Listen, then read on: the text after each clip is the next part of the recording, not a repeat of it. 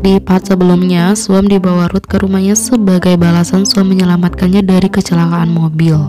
Suam akhirnya masuk ke kamar tamu itu dan langsung terperangah melihat betapa mewahnya kamar itu.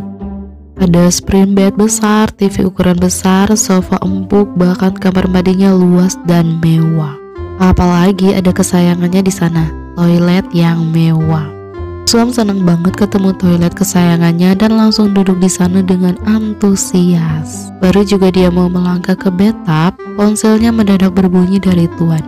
Suam sontak protes karena Tuan malah menghilang saat dia sedang ada masalah. Tuan pergi kemana? Tuan mengaku bahwa dia pergi dinas ke Kamboja untuk urusan pemerintahan. Suam sekarang ada di mana? Suam ragu mengatakan yang sebenarnya dan memutuskan berbohong kalau dia ada di rumah, tapi yang tadi sangkanya Tuan ternyata tahu kalau dia tidak sedang di rumahnya sendiri. Soalnya Tuan sudah menginstal alat pelacak di ponsel yang dia berikan ke Suam itu. Ya, kalau paman ingin aku pergi, aku akan pergi. Tidak perlu, malah bagus Suam ada di sana, soalnya dia ada misi buat Suam. Nanti malam Suam harus pergi ke dapur sambil pura-pura ambil minum. Amati apakah di rumah itu ada sesuatu yang mencurigakan yang sekiranya berhubungan dengan Siaha. Setelah semua lampu mati dan yakin semua orang sudah tidur, Suam pun mulai melaksanakan misinya turun ke dapur. Dia memotret beberapa hal di sana. Tapi tiba-tiba saja lampu menyala. Terak bingung melihat Suam berdiri di kegelapan. Suam sedang apa? Suam buru-buru berakting kalau dia haus mau ambil minum, tapi dia tidak tahu di mana saklar lampunya. Untung saja Terak dengan lugunya percaya dan dengan senang hati mengambilkan air untuk Suam. Suam berusaha menolak dengan alasan tak ingin merepotkan Terak, tapi Terak ngotot mau mengambilkannya. Terpaksalah Suam menerimanya saja. Gagal mengecek dapur, Suam memanfaatkan kesempatan untuk mengecek ruang kerjanya Ruth. Tak lupa dia menggunakan sarung tangan karet untuk menutupi jejak sidik jarinya. Dia lalu memotret beberapa foto di album foto dan menemukan beberapa foto wanita-wanita yang berbeda-beda yang pernah Ruth temui di berbagai macam negara, termasuk fotonya Sue. Suam mendadak kesal melihat semua foto-foto wanita itu. Dia itu polisi apa duta negara? Tapi saat dia keluar, tak lama kemudian Ruth mendadak muncul di hadapannya dan jelas penasaran melihat Suam baru keluar dari ruang kerjanya. Apa yang Suam lakukan di sana? Suam dengan tenang beralasan kalau dia cuma mau ambil air, tapi karena gelap dia jadi salah kamar. Ruth tak percaya Suam pasti ada maksud masuk ke kamarnya. Kau gila apa? Kau sendiri apa yang kau lakukan tengah malam begini? Kau mau menyelinap ke kamarku kan? Aku mau makan es krim, mau ikut. Jadilah mereka makan es krim tengah malam. Suam lagi-lagi mengucap terima kasih dengan bahasa tidak formal sampai Ruth harus mengingatkannya untuk berterima kasih dengan bahasa yang lebih sopan. Suam langsung tanya-tanya tentang hobi fotografinya Ruth. Kalau dia suka memotret, kenapa dia malah jadi polisi dan bukannya jadi fotografer? Ruth mengaku bahwa ayahnya adalah seorang fotografer, makanya dia ingin menjadi seperti ayahnya. Tapi ayahnya meninggal saat dia masih kecil. Pamannya lah yang membesarkannya dan akhirnya dia menjadi polisi seperti pamannya. Semudah itu, kau tidak memikirkan dirimu sendiri. Kadang mimpi dan kenyataan tidak sesuai. Bagaimana denganmu? Mimpi itu hanya untuk orang-orang yang punya uang. Orang miskin sepertiku memikirkan makanan untuk dimakan besok saja merupakan sebuah kemewahan. Mimpi adalah sebuah kebebasan, ucap Ruth. Orang kaya sepertimu bisa bicara begini, tapi bagi orang miskin mimpi itu mahal, ucap Suam. Lalu kenapa kau tidak menerima Kun Aik untuk mengurusmu? Suam heran dari mana Ruth tahu kalau dia tidak menerimanya. Karena jika Suam benar-benar menerima uangnya Aik, maka dia tidak mungkin masih bekerja mencuci piring. Malah seharusnya dia sudah kehilangan keperawanan sekarang. Suam tersinggung mendengarnya, kalau ngomong tuh yang enak dikit napa. Dia memang miskin tapi bukan berarti Ruth bisa sembarangan ngomong tentangnya. Ruth sontak gemas menyentilnya pakai es krim. Maksud Ruth adalah dia percaya bahwa Suam punya harga diri untuk tidak membiarkan orang lain mengurusnya. Tiba-tiba Ruth mendekat sangat dekat pada Suam yang jelas saja membuat Suam gugup. Lalu dia menyodorkan bungkus kosong es krim dan menyuruh Suam membuangkannya. untuknya. Suam pun tersipu malu. Keesokan harinya, Suam melaporkan foto-foto yang diambilnya kemarin itu pada Tuan. Tapi dia malah lupa kalau semalam dia memotret bungkus es krim kosong mereka berdua yang jelas saja membuat Tuan heran. Suam tinggal di sana untuk jadi mata-mata atau untuk main mata dengan Ruth. Suam menyangkalnya, jangan menggodanya teruslah. Baguslah kalau Suam tidak jatuh cinta pada Ruth. Lalu Tuan punya tugas baru untuk Suam besok.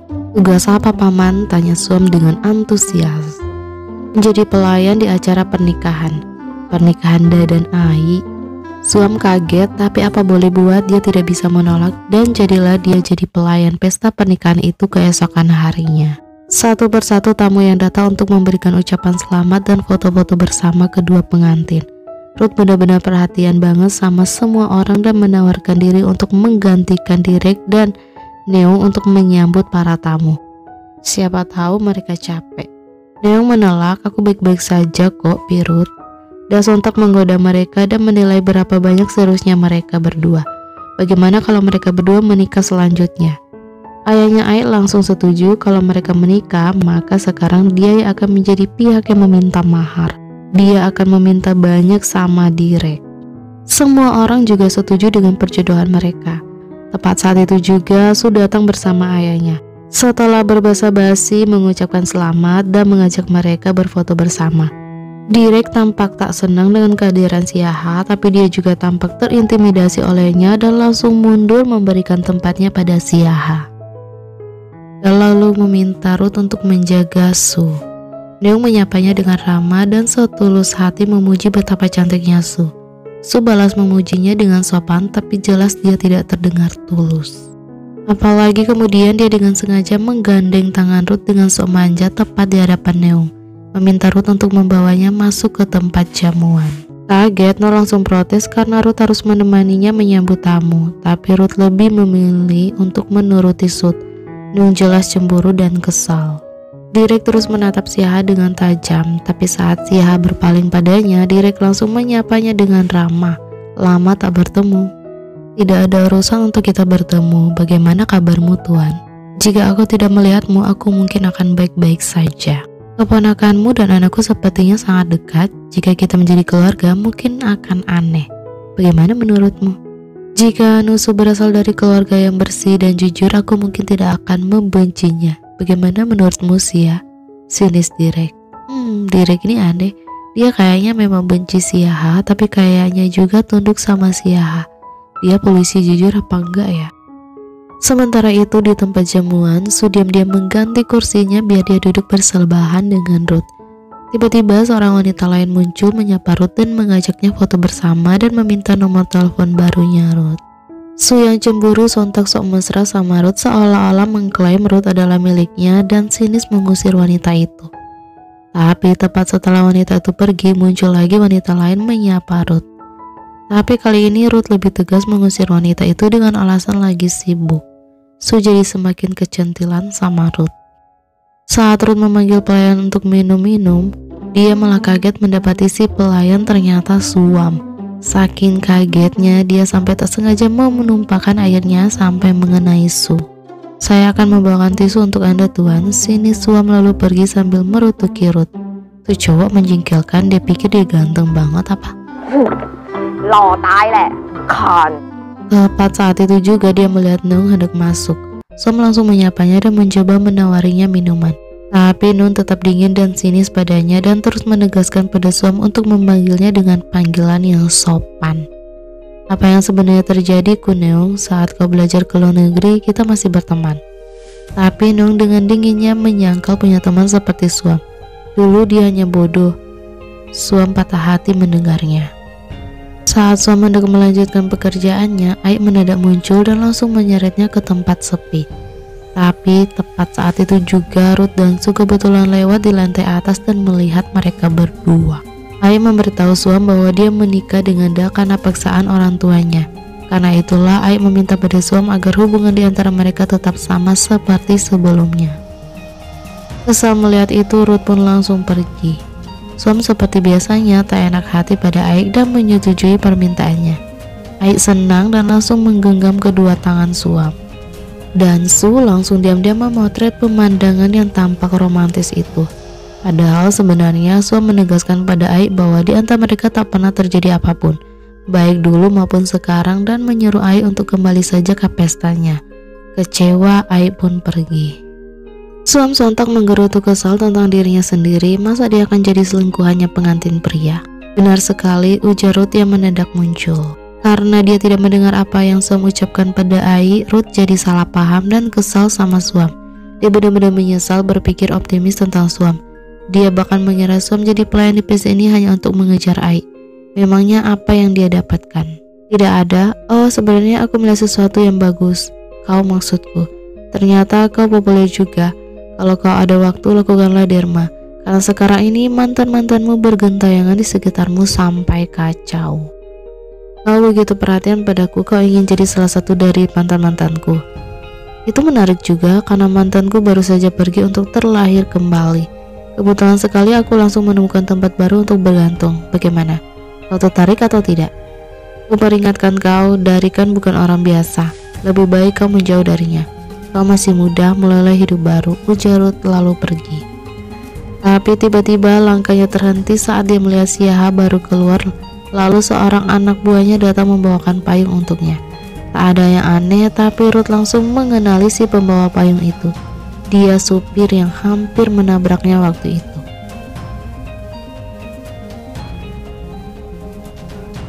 Maka di kantor polisi keesokan harinya, Ruth menginstruksikan Sersan untuk mencarikannya rekaman CCTV 3 hari yang lalu saat dia hampir ditabrak mobil waktu itu. Tapi Sersan malah berkata bahwa dari 10 CCTV di TKP, setengahnya mati pada hari kejadian itu.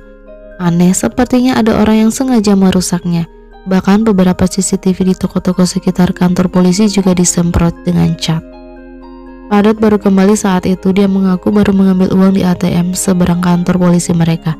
Mendengar itu, Ruth mendadak punya ide dan langsung menyuruh Susan untuk segera meminta rekaman CCTV ATM itu. Di sisi lain, Siaha baru tahu tentang apa yang terjadi pada Ruth itu saat Cucai mengakui bahwa itu adalah perbuatannya. Tapi dia meyakinkan bahwa dia sudah membersihkan segalanya dengan benar. Tapi tiba-tiba Su muncul. Dia baru saja mendengar tentang apa yang terjadi pada Ruth dan langsung mencurigai mereka. Siapa pelakunya? Dan Siaha menjawabnya dengan melirik Cucai. Aku mohon tentang Ruth, mohon Su.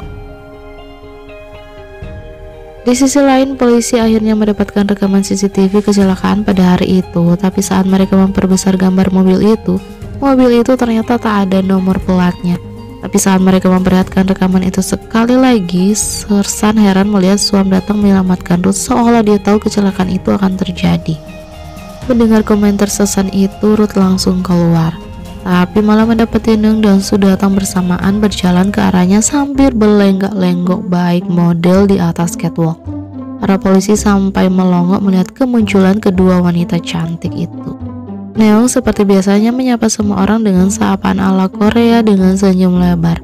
Apalagi waktu dia melihat Ruth. Oppa. Kenapa dia memanggil deputi sebagai Pak Babi? Bingung letnan yang gak nyambung. Neong menduga kalau mereka semua keluar pasti untuk makan siang bersama. Wah, kebetulan sekali dia datang untuk mengundang Ruth makan siang bersama. Berdua saja. Tapi bahkan sebelum dia sempat melakukan apapun, Su mendadak menyenggolnya dan langsung bergelandot manja ke Ruth. Dia cuma datang untuk menyapa Ruth kok, sekalian menyampaikan pesan dari ayahnya. Tapi tidak usah saja kalau Ruth lagi sibuk. Ruth menyangkal, tapi dia beralasan mau mengecek kerjaannya dulu lalu menyeret Padet bersamanya ke toilet. Su langsung merasa menang dari Nung lalu masuk ke ruangannya Ruth. Jelas saja Nung jadi kesal. Ruth membawa Padet ke bilik toilet dan menyuruh Padet untuk membawa Neng pergi. Ini perintah. Tapi Padet malah menolaknya. Ruth menawarkan syarat sebagai gantinya dia akan menyuruh Terak untuk belanja buat Padet. Padet tetap menolak. Ruth pun langsung mendapatkan penawarannya. Sarapan dan makan malam akan dikirim ke rumahmu. Aku bisa pergi makan ke rumahmu. Baiklah, 7 hari dengan hidangan yang berbeda. Kau boleh datang ke rumahku kapan saja sesukamu. Deal. Padet pun keluar tepat bersamaan dengan Sersan yang baru masuk. Dan sedetik kemudian, Ruth keluar dari bilik yang sama yang jelas saja langsung membuat Susan shock dan lemas, mengira kedua pria itu ada sesuatu. Padat langsung pergi menyeret paksa Nung masuk ke mobilnya. Neng protes tak terima kenapa setiap kali mereka bertemu Padat selalu menyeretnya dan membawanya ke mobilnya. Kau pikir cuma karena kau polisi kau bisa melakukan apapun? Kasar banget, tak pernah lembut di depan wanita. Pria macam apa kau, hah? Nung nekat mau melarikan diri tapi Padat dengan cepat menangkapnya dan mengembalikannya ke mobil. Lepasin aku mau ketemu opa. Pirut, panggil dia Pirut. Orang Thailand harus memanggil Pi. Lalu bagaimana dengan Pisu? Kenapa kau tidak menangkap dan membawanya seperti ini? Dia sedang bicara dengan deputi soal pekerjaan. Sebenarnya kau pintar, kenapa kau mencoba jadi bodoh? Nung tidak terima dia diambil oleh orang asing. Kenal kagak, apa mereka bahkan pernah bertemu sebelumnya? Padat langsung terdiam, teringat dulu saat pertama kali dia melihat Nung menjemput Suam di kantor polisi. Sayangnya Nung dulu tak pernah memperhatikannya, jadi dia tidak tahu kalau mereka pernah bertemu dulu. Tanpa menjawab pertanyaan Nung, Padat langsung mendorong paksa Nung dan memakaikan sabuk pengamannya, dan kontak membuat mereka mendadak jadi canggung melihat satu sama lain dalam jarak sedekat itu. Cepat-cepat menguasai diri, Padat langsung mundur dan tegas memerintahkannya untuk pulang. Saat Nung masih saja keras kepala, Padat langsung mengancam akan mengantarkan Nung pulang, dan saat itulah Nung akhirnya menyerah dengan terpaksa. Tolong sampaikan pesannya ke Ruth opa. Pirut maksudnya, dia tidak masalah mereka tidak bisa makan bersama, dan kuharap kita tidak akan pernah bertemu lagi, Tuan Zombie. Di sisi lain, Su menyerahkan sebuah amplop besar yang entah apa isinya pada kepala polisi. Ini titipan ayahnya. Dia mengklaim kalau dia dan ayahnya akan melakukan derma di kuil minggu depan. Kepala polisi sungguh berterima kasih padanya dan Siaha. Mereka benar-benar baik. Tapi tentu saja Ruth langsung curiga, itu bukan suap atau semacamnya kan? Ruth, kenapa kau bercanda seperti itu? Aku masih baru di sini, jadi aku tidak tahu banyak hal, dan tentang suap aku tidak bisa menerimanya. Tapi jika kantor polisi ini tidak ada hal semacam itu, maka itu bagus. Kasus orang yang berpengaruh semacam ini membuat polisi pusing. Benar kan, Pak? Kepala polisi sontak menatapnya dengan kesal, tapi dengan cepat dia menguasai diri dan sinis mengomentari kedekatan Ruth dan Su. Kalau mereka dekat, berarti Ruth juga pasti dekat dengan Siaha. Sekali lagi dia berterima kasih pada Su, lalu dia pergi. Tak lama kemudian Ruth pun mengantarkan Su keluar. Su berkomentar bahwa ada polisi baik seperti Ruth di daerah ini. Masyarakat pasti akan merasa nyaman. Kadang polisi juga bisa hancur karena uang masyarakat, tukas Ruth. Su langsung mengeluh manja tentang sikap Ruth terhadapnya hari ini. Dia tidak ingin membicarakan masalah pribadi di tempat kerja, tapi di luar jam kerja mereka masih dekat kan? Dia mencoba menggoda Ruth, tapi Ruth tegas mengusirnya dengan sopan tanpa menjawab pertanyaannya. Tak lama kemudian, Suam lagi-lagi harus berurusan dengan polisi. Begitu dikeluarkan, dia santai saja pamit pada semua orang dengan sopan. Sampai saat langkahnya membuku melihat Ruth di hadapannya. Dia mau menghindar, tapi Ruth malah terus-menerus menghalangi jalannya. Lalu tiba-tiba saja dia menyeret paksa Suam ke dalam kantornya, dan para polisi lain cuma diam, tak ada yang berani menolongnya. Ruth ingin berbicara dengan Suam. Suam gak mau dan langsung beranjak bangkit. Saat tiba-tiba saja tatapan matanya jatuh ke gorengan di meja dan langsung batal pergi. Dia mau makan dulu. Ruth mau ngomong apa? Masih belum pulas juga memarahinya. Waktu aku hampir ditabrak mobil, bagaimana kau tahu? Tahu apa? Suam pura-pura bodoh. Tahu bahwa aku akan ditabrak mobil. Suam menolak memberitahu itu urusan pribadinya, yang penting kan Ruth selamat. Tapi Ruth malah curiga jangan-jangan Suam bersekongkol dengan pelaku. Suam tersinggung kalau dia bersekongkol dengan pelaku, ngapain juga dia menyelamatkan Ruth sampai tangannya terluka. Dia pasti akan membiarkan Ruth tertabrak. Ruth ngotok memasanya untuk menjawab dengan jujur. Tak bisa menghindar lagi, terpaksalah Suam jujur mengaku bahwa dia melihat masa depan. Kau melihat masa depan? Itu tidak sering, hanya denganmu dan juga kadang aku melihat hantu. Tapi tentu saja jawabannya itu terdengar konyol bagi Ruth. Apakah tahu bahwa kau tidak boleh berbohong di kantor polisi? Hei, karena kau seperti ini, apa-apa tidak boleh. Aku tidak mendapatkan apapun dari kalian semua. Satu-satunya yang bisa kuberikan adalah kebenaran. Ruth ngotot tidak percaya. Terserah kau mau percaya atau tidak. Suam mau pergi tapi tiba-tiba dia melihat ke pojokan dengan takut-takut dan langsung melakukan wai, yaitu salam hormat pada tempat kosong itu. Bahkan sebelum pergi dia menyuruh Ruth untuk memberikan derma untuk memilih lama ruangan ini kalau dia ada waktu. Ucapannya itu kontan membuat Ruth mendadak merasa ngeri, apalagi saat dia mencoba menanyakan kemana deputi yang lama pindah. Sersa memberitahu bahwa deputi yang sebelumnya tidak pernah dipindahkan. Beliau tertembak mati saat berusaha menangkap kasus narkoba. Parahnya lagi, saat dia berpaling ke pojokan itu, Sasan sontak cemas apakah dia diganggu hantu. Soalnya mendiang deputi yang dulu suka berdiri di pojokan itu. Wih, serem. Di sisi lain, saat Suam melewati rumah meditasinya nenek dukun, tiba-tiba saja nenek dukun menyuruh Lamnyai untuk membawa Suam masuk. Nenek dukun tampak sangat dihormati para warga desa karena dia percaya sebagai Nong Kumang, yang artinya anak yang diberkati. Tapi Suam seperti biasanya malah ngakak dan sinis meledek nenek dukun. Masa Nong Kuman tua keributan begitu? Seharusnya Nong Kuman pilih-pilih wajah dulu sebelum merasuki orang. Suruh oplas lagi gih. Lamnya ngotot mau menyeret Suam masuk dengan paksa, tapi Suam lagi-lagi berating lagi kesurupan yang jelas saja membuat nenek dukun kesal. Di tempat lain, di tempatnya Siaha, seorang wanita penghibur bernama Bel tampak ragu-ragu saat disuruh menandatangani kontraknya. Setelah beberapa lama, dia akhirnya memutuskan untuk menolak karena dia tak ingin melakukan pekerjaan ini lagi. Siaha memang diam saja, tapi dia sontak menatapnya tajam.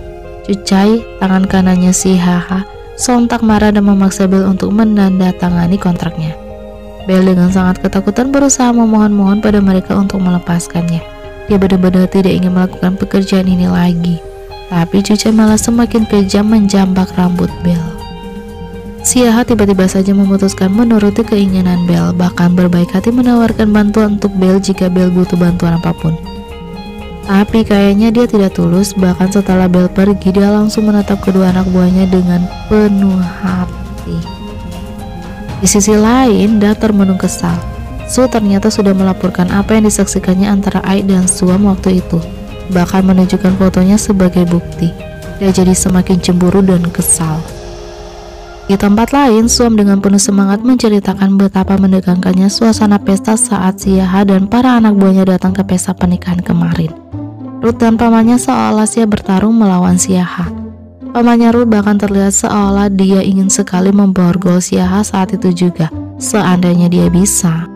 Yang tak disangka-sangka, Tuan lalu membawa Suam ke barnya Siaha dan menyuruh Suam untuk menyelinap masuk ke tempat itu dan menyelidiki sesuatu.